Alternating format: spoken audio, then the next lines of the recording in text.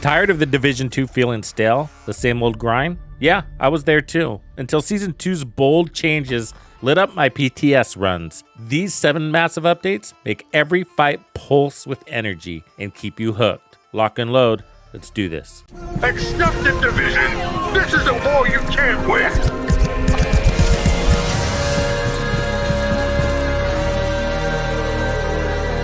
Piece of shit wristwatch. Freak out, yo!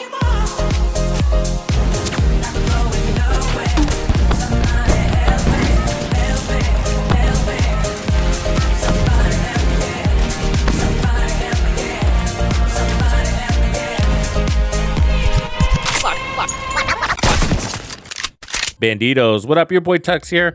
And as you know, I've been playing the Division 2 since their early days, and seasons always bring something new to shake things up. Well, not always, but usually. Season 2, The Pact, this drops tomorrow, September 9th, with a story about agents dismantling a True Sons, Outcasts, and Hyenas alliance. Yeah, I guess everyone's friends now. But what really grabs you is how the gameplay feels alive again and less repetitive, more thrilling, and packed with reasons to stay in the fight. I got early access through the PTS, and these 7 changes turned every session into something I couldn't wait to play. First up is Retaliation, a new open world game mode that turns DC into a living battlefield. You push factions by hitting their control points or activities, even missions, filling an agitation meter until they strike back at a named zone. Defending it through intense waves feels like a high-stakes turf war, not just another grind. The rewards, exotic caches, named item, exotic blueprints will make every victory satisfying, especially if you're a new player, but the targeted loot drops are absolutely fantastic. And no matter if you're a new or a longtime player, that's something you're gonna like. But it's not about piling up loot. It's how the mode keeps you on edge. It's a manhunt, and you are public enemy number 1. You have to strategize to survive, to take down that zone, and to hold zones across DC's 11 areas, or Brooklyn or Woney's tighter maps. But what's really cool, each fight feels different, breaking the monotony of standard patrols. Hey, going in, I was skeptical, but when I got my hands on this, I was convinced this is what the Division 2 needs. We have a lot of players that have been entrenched as long as the game has been around. And sometimes it's not about getting something completely different as it is giving us more of what we love. An evolution of the open world hits home. If you want to know the ins and outs of how this game mode works, I created a real ultimate survival guide to Retaliation. I'll put a link down below. Okay, here's a big one.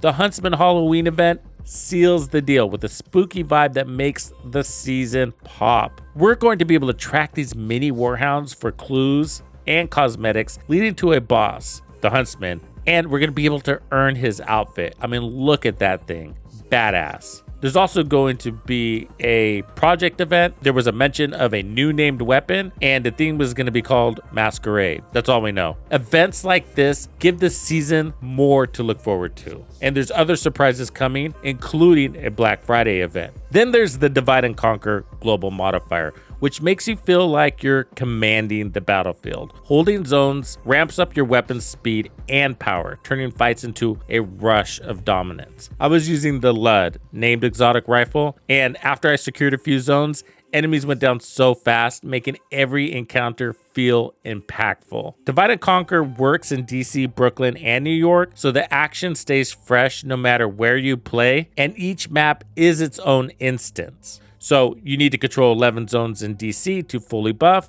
and when you travel to Woney or Brooklyn, it's going to be a different number. So the thrill comes from how it pushes you to keep zones locked down, adding a layer of strategy that makes every move count. This is the first time we've seen a global modifier influenced by the activity in the open world. Active modifiers bring a whole new vibe tied to factions with story-driven flair. You got 5, like the cleaner sanitization that catches enemies on fire, or the hyenas spiced up mode for close range chaos. But here's the kicker. A new modifier XP system levels them up as you fight, making them stronger over time. What's crazy is that they're already strong at level 1, so I can't wait to see how strong they're going to be at level 5. These modifiers don't just tweak stats, they shift how you approach combat. They can swing from both defense to offense, like using sanitization to hold back a rush or to turn yourself into a walking time bomb. They make every fight feel dynamic, forcing you to adapt and keeping things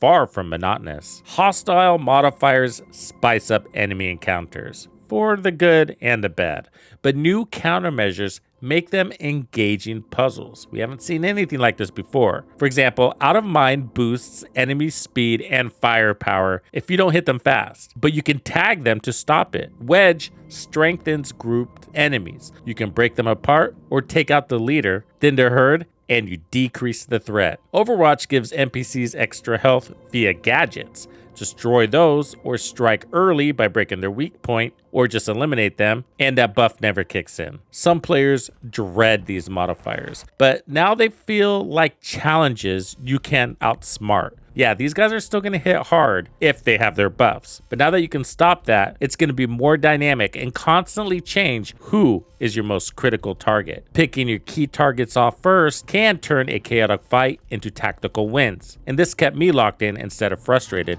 during testing. Learning new season modifiers can be tedious, maybe even a drag, but don't worry, I got your back. I broke it all down in this video. This is your ultimate guide. Link down below. So progression is going to feel more effortless this season because you unlock all active modifiers at Mission 2 of the seasonal journey. With Mission 1 skippable, that basically means you can unlock all of your active modifiers first. You're diving into the good stuff right away and no tedious intro. You're going to be able to experiment with your modifiers in the first few hours, making early sessions more exciting instead of a slog. Pair journey missions with Retaliation for rewards that keep you invested.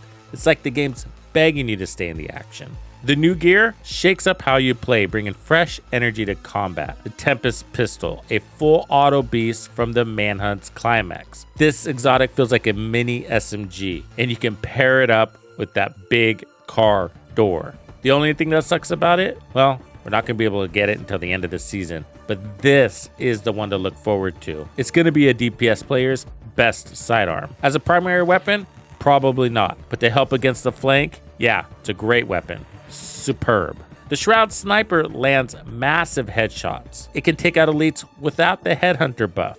Yeah, that much damage. It competes with the Nemesis, no charging up, and if you're a sniper purist who gets tired of using Determined, this one's for you. I am super looking forward to this. It was really glitchy and confusing during the PTS, so I didn't get the full experience. But even then, it was hitting super hard. 50, 60, 120 million. Yeah, all day. Overdog gloves amplify damage against weaker foes. The gloves are going to be a great alternative to Coyote for those builds that aren't heavily reliant on crits. Or maybe somebody on your team is already running the Coyote mask. Allows you to clear ads with a little bit of flair. Not much else to say about them. Tipping Scales gear set, built for LMGs. Stacks crit damage and handling. Easily clearing 600% crit damage and over 50% weapon handling. Plus, an extra 30% mag size, making sustained fire feel smooth and powerful. Is this the new meta for LMGs? Well, the numbers seem to say so. Check out this video to dive in deeper. Urban Lookout's brand set adds 30% marksman rifle damage and a ton of utility for a support player. Perfect for switching up your approach. I think this is going to be an interesting brand for the long run. All this gear isn't just new. It's going to challenge the meta. Tipping Scales for LMGs. The Shroud over the Nemesis. The Tempest best in slot for your sidearm. Overdog gloves, just point and shoot. Amplified damage. As easy as the Coyote. These 7 changes: Retaliation's Turf Wars, Divide and Conquer's Power Rush, active modifiers, fresh playstyles, Countermeasures, tactical depth for hostile modifiers, fast unlocks, game-shifting gear, and this Huntsman's event energy is going to make Season 2 a blast to play. Is it worth jumping in? Absolutely. They got me counting down the launch, down to the seconds, and I know they're going to pull you in too. But hey, I need to know your take. What's got you pumped? Drop it in the comments. See you at the rendezvous. Heads up, Banditos, I will be streaming on Twitch where you can earn these Twitch drops starting on September 9th. I'll be live every day. Thank you for hanging out with me. I'm Tuxedo Bandito, and if you found this video helpful, be sure to hit the like, subscribe, and turn on your notifications so you don't miss out on the good stuff I have coming for you. And if you like content like this, be sure to check out the video I have recommended for you right here. If you have anything you would like me to cover, be sure to let me know in the comments below. And thank you to all the channel members and donors who make things possible. Tux Nation wouldn't be the same without you. When you buy a game from Ubisoft, enter the creator code Tuxedo Bandito to support the channel. Easy peasy. Wait, did we just become best friends?